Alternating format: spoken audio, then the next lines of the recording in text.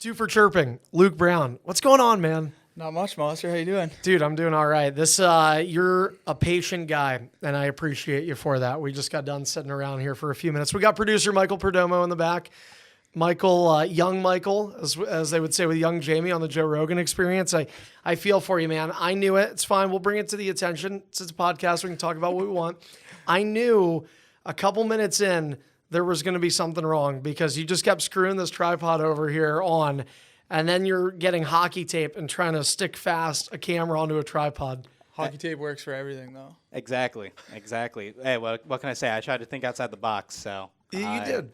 Didn't help that I was early and put the pressure on you guys. You did, 100%. Like, he's an intern. Michael's a great guy there, does a great job. But, I mean, as an intern, I've been there before, and, like, man, you just feel that pressure. Like, you know what I'm talking about? Like, whether you're an intern or you ever have, like even if it's a run-of-the-mill, like, shitty job. Like, I worked at McDonald's when I was 16, but, like, my first day of work, I was still nervous, right? Yeah. Like, it's tough, dude. Yeah, no, you don't want to mess up. You don't want to be that guy. Yeah. Give me a nervous situation. Come on, man. Be relatable. A nervous situation? Yeah, like what's a spot you've been in life where you're like, oh. Hockey games sometimes. Guess Maybe so. not now, but, like first game of like pro or whatever. You know, like your first college game, stuff like that. You get a little nervous. It's like a good nervousness, though, right. I think. Like excitement, but right. Yeah, we get nervous. Your first pro game, that would have been with Idaho. Greenville. Last year. That's yeah. right. Okay, that's right, because you played in the shortened season. Yeah. And then came to Idaho. Yes. Right? So was it a home game? No, on the road in South Carolina. They have fans? Like, they allow fans? There weren't a ton, but there were some. Does it help if it's your pro debut if there's not a big crowd? I guess I don't think it really matters. Like I said, it's not like a bad nervousness. It was more like excitement to get underway and get started. Right. But I think in the back of your mind, like obviously you hope to do well. Yeah. So there's like that can be nerve wracking, but. I mean, but the reason I asked that though is like, you know how like, all right, it's no secret. I hope I'm not breaking the fourth wall for hockey fans here. There is so much like, I'm trying to think of the word, and the only thing I can think of is BS. When it comes to like, everybody's so generic. Like it's a meme online. Like, oh, what do you have to do? You have to get pucks deep. You got to play 60 minutes. Like, yeah, no, like, all cliche, like right, but like. There is some reality to when people say like it's tough buildings to play in. Like tough places to play in are legit, right? So that's why I'm asking you, like especially like if you're on the road, because I think it works both ways. Like say you're in a sellout crowd. I mean, think about it. You've played like, I'm trying to think, you weren't here yet when we played Toledo last in March, were you? No. Okay. But like you've played in Fort Wayne. No, I haven't. No? But I have played in Toledo with Idaho, and like like you said, that's a hard building to play in. Right. Just like they get a good crowd, and like it's always a packed house, and it's loud in there. But it also makes it like fun, I think, as a player. Like you want to be playing in front of a crowd. Like you don't want to go to a rink on the road that seats 10,000 people, and you're playing in front of 2,500. Right. Like, you want that like good atmosphere. I think it helps get you going. So. Yeah, but I think like too, it's a double-edged sword, right? Because to your point, if there's 10,000 people in the crowd, like it's kind of awesome, and I think both teams like really want to play hard. But I think what makes those buildings hard is if like you give up the first goal or you're down 2-0, because now it's like, oh man. And that's where like good teams use that to their advantage. Right? Yeah, like it is an advantage having home ice in a packed house. Like it can be. It can change a lot of momentum in the game. I don't know if you've been in the lineup for any of our. I mean, look, it's been an up and down season for the Cyclones. I don't know about Idaho. I mean, have you been in the lineup for any just really kind of snooze fest games? Whether it was us, Steelheads, Greenville, one of those games where you're letting up 7-8 goals. Not really. I would say more snooze fest in the fact that like I mentioned, playing in the rink like.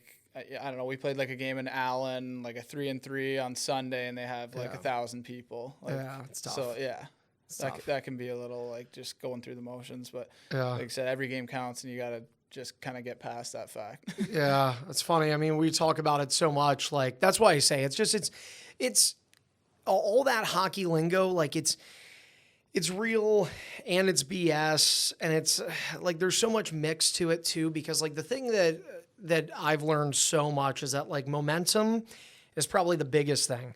Like when you want to talk about getting pucks deep and playing 60 minutes, at the end of the day, what you're really trying to do is like just have momentum, because it's such a it's an intangible. Like you can't touch it, you can't feel it, but like if it's there or if it's not. Yeah. And controlling those momentum shifts is huge too. Like if you go down a goal or up a goal, like kind of the highs and lows of that swing and it can really take control of a game. Even, if you get a power play or penalty kill, like it's not even a matter of, whether you go out and score on the power play or get scored on the kill. It's having a good penalty kill and, creating chances if you're on the power play. It doesn't necessarily have to result in a goal, but you can create momentum, just from getting chances and having some good, like, sustained pressure. And then, when 5-on-5 happens, then, you carry that momentum with you, hopefully. I'm going to call it out again. Michael, I'm going back to the producer.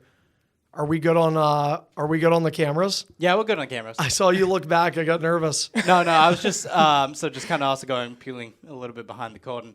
With these cameras, they shut off automatically after 30 minutes. That's right. So I was just seeing the difference. So it's gonna be 15 seconds. So there may be a chance that buffer time. Yeah, exactly. So there may be a chance that there's just gonna be a shot on Luc here, even though he's not talking. So when that happens, Luc, I'm just gonna have to milk you for some expressions here. Sure. Wow, right. That's messed up, man. I do. We talked about this. I would love to get a 3-shot just because, like, obviously, I want to see myself more. Right? Like, who won, I'm trying to get my, like, get mom some FaceTime. I'm trying to get my mom to watch this, let her know. You just said buffer, and I immediately, like, anytime I hear that word, I automatically think Bruce Buffer. Like, just UFC, you know what I mean? You watch any of that? No? Oh, yeah. Yeah? Like, I'm not huge into UFC. Sure. Some of my buddies are. Yeah. But, yeah, I mean, who doesn't like a good UFC fight? Yeah, a little fight. Like, I'm not a diehard, but, yeah, like, it's a hard sport, like, to not at least watch. Like, even, whether it's highlights or just tuning in. But I feel bad, like, even watching highlights sometimes, because, like, you always got to think about, like, the other guy. Yeah. Right? Like, the one that's losing that fight. Dude, you want to talk about a tough sport. I'm sorry. It's crazy. I don't know how you can make a living out of that, right?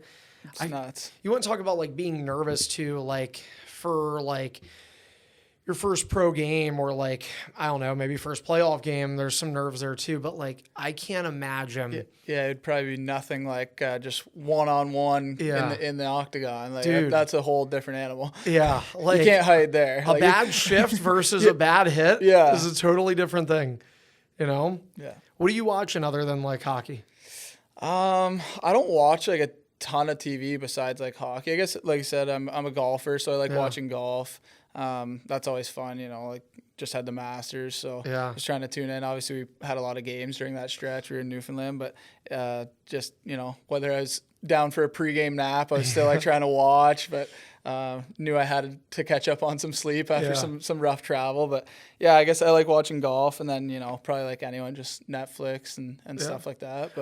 But yeah, I'm obviously a big hockey guy, and especially come playoff time for sure here soon. So I feel like golf is kind of an acquired taste, at least for watching it. Yeah, some people would find it, extremely boring, which I guess it is at times, but I think that's, like, part of it too. I can kind of sit on the couch, and if I fall asleep, you don't like miss a whole lot. When you wake up, you just kind of go right back from where they left off. Yeah, it's funny. I think baseball is the same way, and I've learned to, like, absolutely love baseball. I honestly, I think I got into it because, like, I was just pedal to the metal with hockey so much that, like, when the off season came, I was like, dude, I need a break. Like, because when I was younger, like, you played, you broadcast, like, you did everything. You watched. I grew up, like, diehard Flyers fan. I watched all their games. And it was like, dude, I need, like, a reset from this sport. Yeah. But, like, baseball was the same thing. Like, I remember as a kid, I think I would, like, just talk smack on it all the time. Like, who the hell is watching this crap on TV? Now I'm that guy. Like, so I don't know. Golf, I think, is the same way. Like, it's something to pass the time. Yeah. And like I said, you don't really have to be, like, fully invested. It's just kind of like, it's good, like, background it's like noise casual. almost. Yeah, just kind of something that's on. I kind of like that. You ever get stuck up at, like, 2 a.m. or something, and you turn on ESPN, and you could turn something else on at 2 a.m, but, like, I'll turn on ESPN, and there'd be, like, cornhole or bags, whatever you want to call it, different to different people. But, like, they have a championship for that. And my mind just sits there and I'm like, what is going on here? I don't know if you've ever seen this crap. Oh, yeah, I have. Like, dude, there's teams playing cornhole professionally on ESPN, and there's like a play-by-play guy. I'm sitting there like, dude, that guy's got to make more money than me. He's calling cornhole. Like, yeah. It is wild. I remember I have scrolled through and I'm like, as if like they have this on ESPN. Yeah. I get in the rabbit hole sometimes, man. Like I'll just be, whether it's watching something or reading something. I think it happens to everybody. I don't know if you've been there. Like, you're just big time. Can you think of anything, like any example, whether it's like you read something, you watched something, and all of a sudden, like an hour later, I'm still looking at this? I think like you said, sometimes I feel like it's more like, an early morning thing. Like say I wake up and I'm just like can't get back to sleep. I might like scroll my phone and get in a rabbit hole just watching like random like YouTube videos. Yeah. And then you look at your phone, it's like 2 hours have passed. You're like, what just happened? Like you're just watching, NHL highlights or like whatever. Just like random stuff. It could be from 10, 20 years ago, like just old NHL highlights or fights or like the Rock'em Sock'em, like pump up videos, whatever it is. You just keep clicking new videos and scrolling through, and then 2 hours have passed, and it's crazy. And you're like, I'm losing sleep. Is there anything, you mentioned YouTube? I know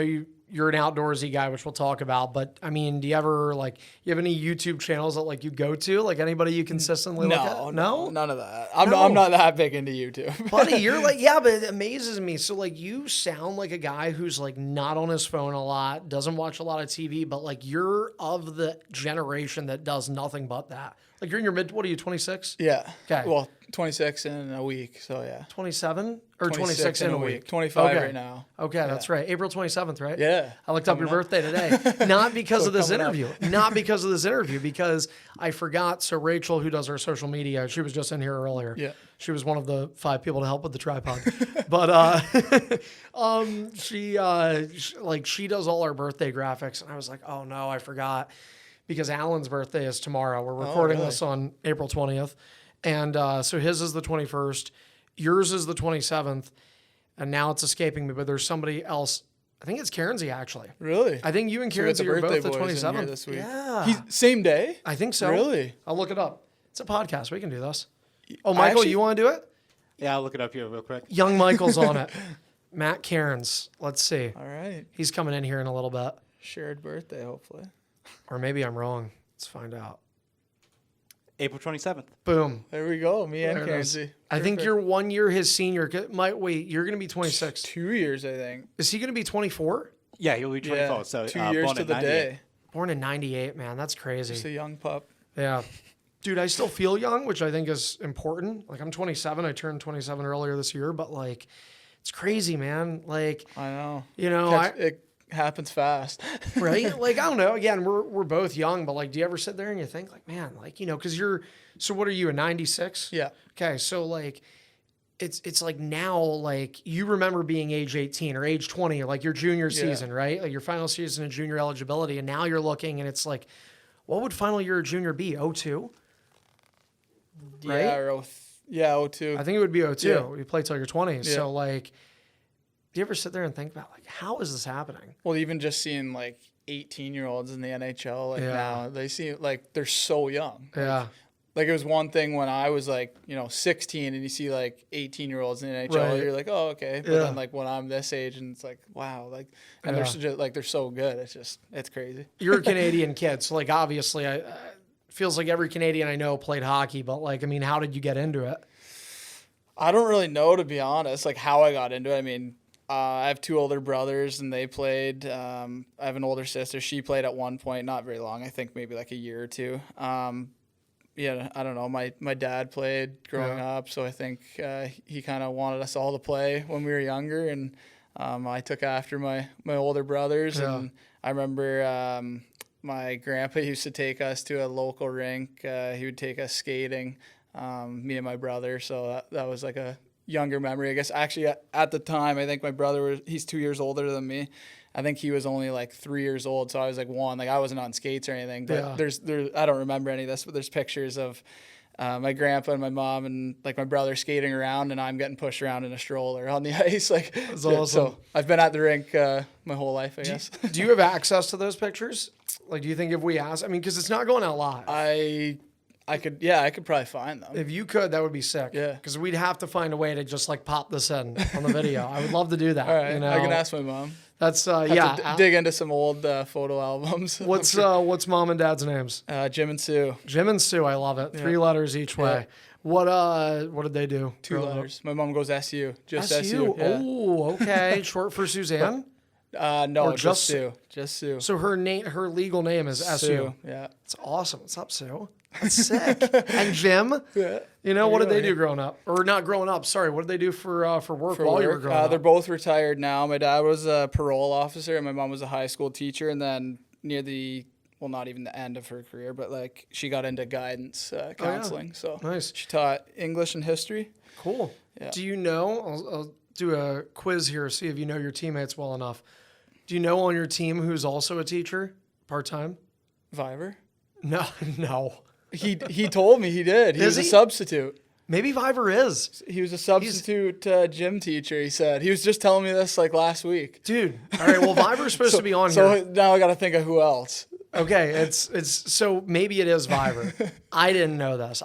Dude, there's so many stories about Viver that we're going to use in the podcast. Like he almost, like, I don't know if almost is the right word, but like he at one point was training for the WWE. Like, did you know this? No. Right? So like this guy's apparently got a ton of different stories. I can't wait to have him on. But we're talking about you and we're talking about another one of your teammates. I'll give you one more guess. I'll give you a hint. Not one of the vets, so think young. Younger. And not Cairnsey. We're not teeing him up. Maybe like Esty? No. I don't know. Yummer. No way. He's a substitute teacher. Holy. I would not want him. Not on my worst day. Yeah, dude. Yummer is He'd be like showing up late, like coming in late with like the really tight pants like, on. Yeah, can you like come in and teach today? He's like, oh yeah, like just sorry, waking up. I was with the boys. Yeah, you know, like had a late night, but I'll be there. I'll be there. I'll just be a little late, but. Dude, he would be like, I picture him talking exactly like that too. Like, hey man, I'm sorry, because he talks in a really like good way. Like his delivery. Well, you know, he was just on here, wasn't he? He was, yeah. But like his vocal, like he's not like, I don't know, boy, yeah. Like, you know, he doesn't do any like slang. So I really do feel like he'd be like, you know, Mr. Smith. Like, so he's very professional. It's Mr. Yeamans. Like, we just had a tough night. Running a little late this morning. He was running a little late. Yeah. We were with the boys and like, it just kind of, and like he would go up. One thing led to another. Yeah, right? Like, you know, I got to get a coffee. Oh my gosh. That is great. Yeah, dude. It shocked me too. Like he is a smart guy. Like I think a lot of guys on our team. I mean, dude, you went to college. Like you finished out, you got your degree? Yep. What'd you get it in? Economics major. So like I mean, during COVID, I know you played in Greenville a little bit, but like before then, like there's that long layover because I don't think, when did they start? Was it December? Yeah, and then I didn't even get there until January, so they had already like kind of underway and started. But yeah, so at this point, I mean, you have your degree. Like, are you able to use it? I mean, what's that? What I guess it would have been 9-10 months for you in COVID. Yeah, I haven't put it to use yet, but obviously, you know, can't play forever, so I think it's something good, obviously, to fall back on and to have. Yeah. I actually started writing my real estate license too. Nice. The PHPA helps out with that, so through the career enhancement program. So that was just kind of something to do to keep busy. Like I said, we have a lot of downtime when we get back home from the rink. You know, sometimes their days done at noon, so then you got to find something to do. So taking a couple courses and stuff like that. So hopefully finish that up and have my real estate license. Again, whether I use it, you know, all the time or not, I think it's something good to have anyway. So. Well, like the whole knowledge is power, right? Like you have more, the more you do with stuff like that. So you'll have economics, you'll have a real estate license, you're a hockey player. I mean, I don't know if coaching would ever be something you'd consider. Yeah, no matter what happens with hockey, I think like I would love to stay involved. You know, whether it be coaching or like scouting, something like that. Yeah, so definitely. You look at it that way, it's like you can be that 5-tool player. Like they talk about that on the ice, but like outside of it, like I don't know. It's one of those things. Even I look back and it's like, you wish you would have done more just in case. Yeah, because you just never know. Yeah, no, it's true. And I think just like the connections you make through hockey and through going to college and stuff like that, like you know, you meet a lot of different people who work in all different fields. So those connections are definitely not a bad thing to have moving forward. It's a small world. Yeah, I swear it really is. Right. And like, you'll find people that like you haven't interacted with in like years, and all of a sudden it's, oh wow, like it works out. You know what I mean? No, that's what I actually mentioned to you when we did that little interview, I think a couple weeks ago, when you asked about, getting traded here. And I was like, it's such a small world, but it's so true. Like I had known, maybe not half the team, but at least 5 to 10 guys prior to coming here. So I think it makes it easier, But What's it like in Boise? It was awesome. I really enjoyed it. It's a very good city, good fans. Mm-hmm. We got treated well. It was a great experience. What's your like out of rink life like though? I mean, is there any nightlife there? Like Cincy right here, man. After a game, especially if it's a win, just walk to the banks, have a good time. Boise's pretty good. We go to Hump and Hannah's a lot. I'm sure. I don't know if you've heard of that. No, we haven't been out there. It's pretty well known, like around the league, I think. Oh, okay. That's kind of the local stomping grounds. But no, it's a good spot. And like bar scene aside, it's actually an awesome city. Like there's a lot to do. I'm trying to think like weather out there would be pretty nice. Or it wasn't bad. I think they actually said this was like one of the worst winters they've had in a while. Coming from near Toronto, it was no winter like that. Doesn't compare. Yeah, so. Yeah. What about, well, you mentioned Toronto, like you're an Ontario kid. I know you said you were like, basically you were on the ice before you could walk. You were in a carriage. Like, so, I mean, it's interesting though, because like, so many people that are in hockey grew up playing it.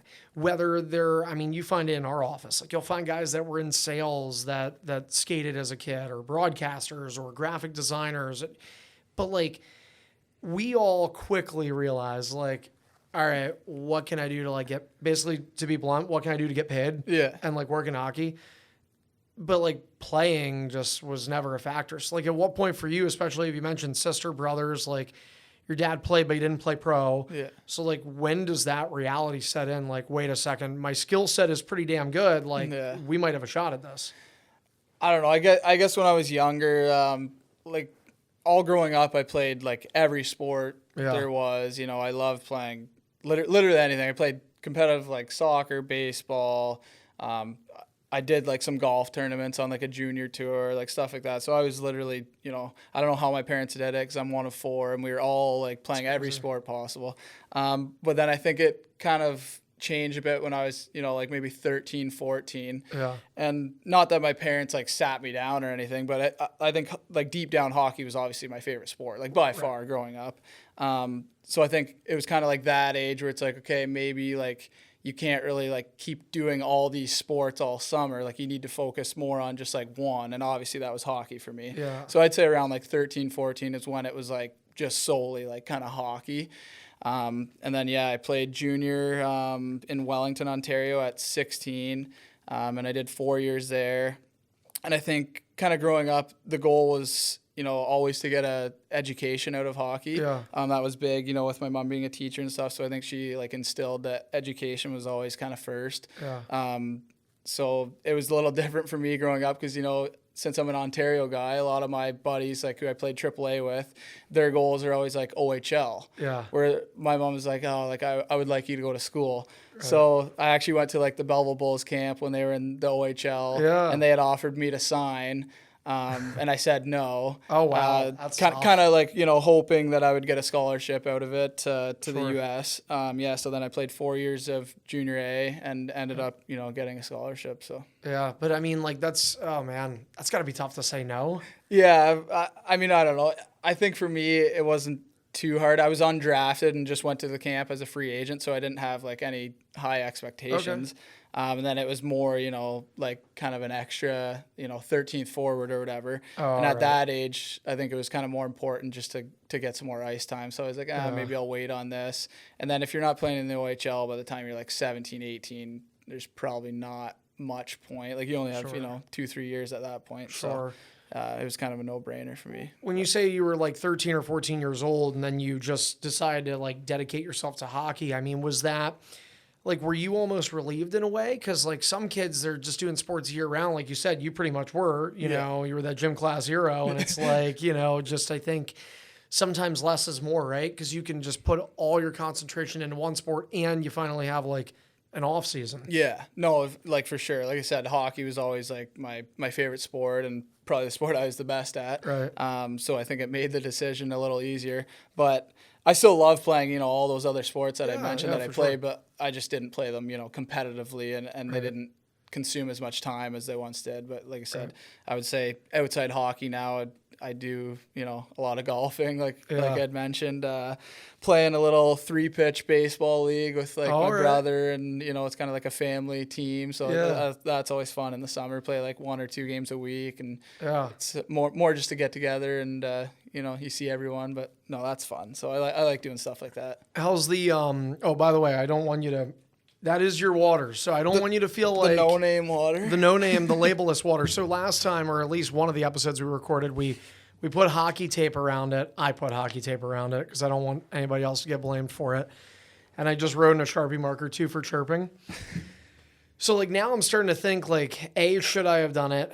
Because we are like, I think one of the things you learn is how like focused this organization and so many are on being consistent. Like you were in Greenville, like all of Greenville's tweets right now say bit by bit, like hashtag bit by bit. Mm-hmm. It's got to be consistent. We're the same way. So I'm worried that I'm either going to eventually when these podcasts get posted, be told like, what the hell were you doing? It looks, you're an idiot for writing this. Or B, why the hell did you do it one time and then stop? So we have to get like that nice picture that they designed for you. Get it made to a label. Oh my gosh, I didn't even think about that. We just, I just showed you guys the graphic for this. I really it's an like awesome graphic. It would look good on a wall. It would, yeah. You could 100%. Yeah. There. Shout out to Matt Shear who does our graphics. That was a really good one. I really enjoy it. That one's awesome. It's kind of like very subtle too, which I think is perfect. Yeah. But man, you just made me stumble onto an idea. Something. Yeah. Good for promoting the podcast. That would be really cool. It would make it. I think it would make you feel more legit too, because it says like a Cincinnati Cyclones podcast on the graphics. So like to have that on the bottle, it's like all right, There's my economics side coming out of me. Some go. Marketing classes. Yeah. Entrepreneurship. Stuff like that. You could do some selling. Tell us about the cottage you were talking about. So like that's where you spent a lot of time in the off season. Yeah. We had a cottage all growing up, from as young as I can remember. My parents did. So we'd spend, most summers there, with my mom being a teacher, summers off. So we'd spend a lot of time there. And then my parents actually just, within the last 5-6 years, tore the cottage down because it was, a tiny little like 20 by 25 kind of shack. Not a shack, but it was just a really small cottage. And for a family, I said, I'm one of 4. Am I wrong? How would that compare to this room? It'd be like maybe twice the size of this. So pretty small. Yeah. Yeah. So for the whole family. Yeah. So they tore that down, and it was always, I think, like their goal to move out there full time in retirement. So we sold our house that we had in town, and now the cottage is pretty well complete, and they live out there full time. So nice. We still call it the cottage, even though it's their house. Yeah.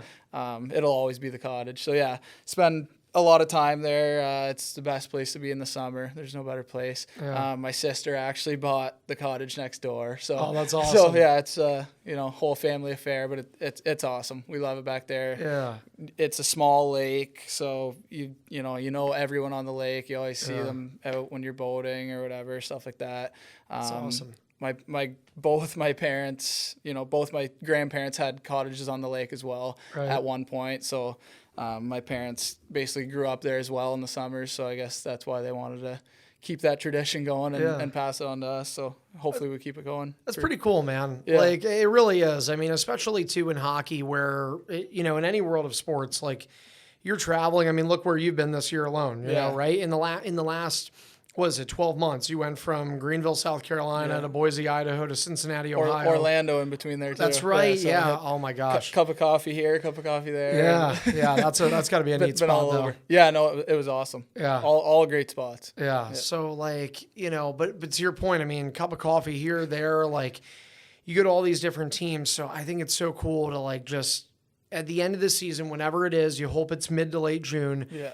but like you get to go back home. Yeah. You know? No, yeah. There's always that. That's nice. Yeah. But, you know, obviously you want to play as long as possible. For sure, yeah. And the summers are long enough, no matter what, you know, if you get back middle of June, like season doesn't start till October. So, yeah. What do you do to pass the time? I know I asked you about this earlier. Like we were, what was it? I think it was 9 months then in between you playing, something like that. So, I mean, you want to talk about a long summer. That had to be the longest, I assume, since you've ever laced skates. It was just trying to like keep busy. And then what do you do to keep busy though? Well, so the thing was in Ontario, we were in like full lockdown. That's right. During like majority of that span. So like you couldn't do a whole lot. Like even trying to, you know, prepare for the upcoming season, even with all the unknowns, it was like kind of a hassle, you know, getting into like workout or finding ice to skate because like rinks were closed. Like you couldn't do anything. Yeah. So yeah, even going into Greenville, I hadn't skated in like 3 weeks and just went straight there and jumped into a 3-and-3. Oh, Jesus. So, yeah. Where did you skate then 3 weeks earlier? Back home in Napanee. Okay. But then they had gone into lockdown, so I was, you know, kind of luck. But how many times would you say that you were even able to like get on the ice during COVID? Or you said 3 weeks between that and the 3-and-3 in Greenville. Yeah. Like, was there a time, I mean, I don't know if you can compare, but like let's just say this year is a normal off season. Yeah. And, you know, we're coming back in October and there's no other problems and there's no more lockdowns. Like in a normal off season, how long will you spend at any given point off the ice compared to that year with COVID? I think it'll be like a little different. Like I said, sometimes you got to find like that good balance between like not overdoing it over the summer. And I think the best way is kind of like as soon as you get home, you know, maybe take a month off completely from skating and just kind of work out and stuff like that. And then I think ease your way into skating, you know, maybe you go once or twice a week for the first, you know, 3-4 weeks. And then, you know, 2 to 3 times a week. And then come August, September, maybe you're more like 3-4 times a week. Gotcha. Stuff like that. So, but yeah, like you said, with like the COVID, it was just like, okay, I have to skate like whenever I can because I don't know how often I'll be able to get on the ice. So like any chance I got, I was like, yeah, I got to do it. But how infrequently was that? Like, did you go over a month at any point? No, I think, I forget when the lockdown like happened. Like we had skated, but there were like so many like rules and like regulations. Like we could only have 7 guys like in a dressing room. And like at one point we were getting dressed like in the parking lot. Like we couldn't use the dressing room. So it was like pretty serious and, you know, a hassle to be honest. But we made it work. And I think you could only have 11 guys maximum like on ice at a time.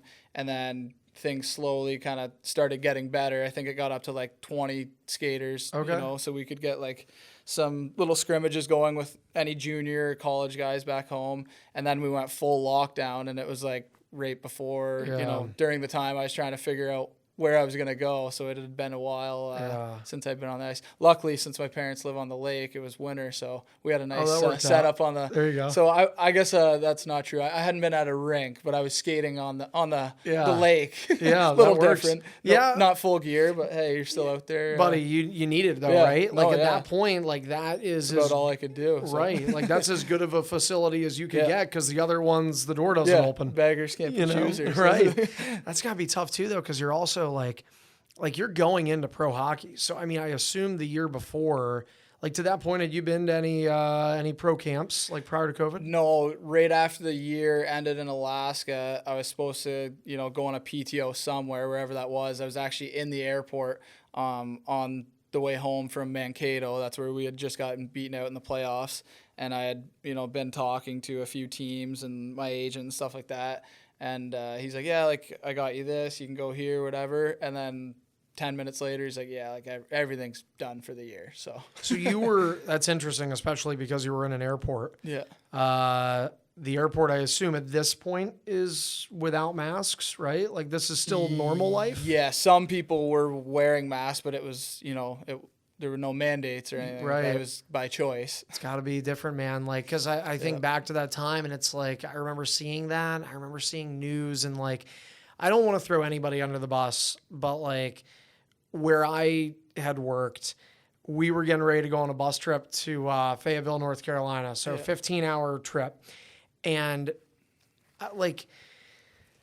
I don't know. I was nervous about it, but I wasn't like, oh my gosh, like, I got to hunker down in a tent for the next however long. Yeah.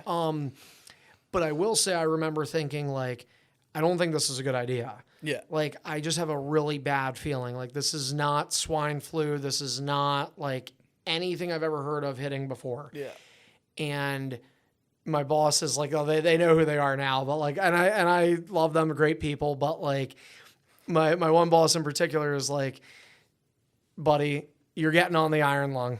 You're getting on that bus. And I was like, this is not a good idea. And he was like, we're going to be fine. And on the bus, we have satellite, just like we do here with NHL Network. And 2 hours into this 15-hour trip, I see Rudy Gobert test positive for COVID. When he was like joking around with the microphone. With the mics, right? That, yeah. Oh my gosh. What a terrible way to start it. You know what's funny is like this pandemic hit everybody, obviously, including people that don't like sports. But I feel like sports was when, like, sports is what made people like open their eyes to it. Like the scare. Rudy you see like, healthy right. like, athletes in shape and they're, getting some serious symptoms from it. And dude, and maybe it is just because I'm a sports guy, but in my opinion, I feel like the world's eyes opened when Rudy Gobert tested positive. Whether you watch sports or not, him testing positive was like, holy like, and now NBA games are getting canceled, NHL's getting canceled, and we went on that 15-hour bus ride just to get there and drive all the way back. And I was like, came back in the office, and there was a part of me that really wanted to be like, didn't I tell you?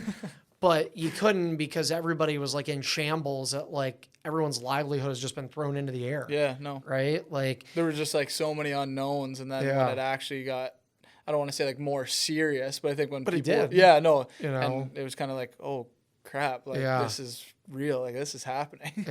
Oh my gosh. And I feel for you guys, like the Canadians on our team, because like you said, I mean, that lockdown was, dude, people were worried at the time that like, we had kids in Peoria that were that were from Sweden, and like they were like almost in tears because they're like, I don't know, like we're being told we might not be able to go back to our country.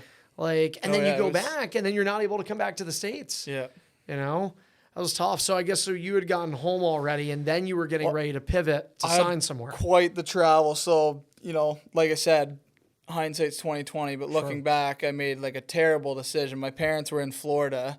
They had already been there, and this was like right in the midst of like when Gobert tested positive, and everyone was like, "Oh, like this is real." So I had already gone to Florida, and it seemed like right when I got to Florida, it was like, wow, like I just made a horrible decision, like to come here, like crap, like it's hitting the fan.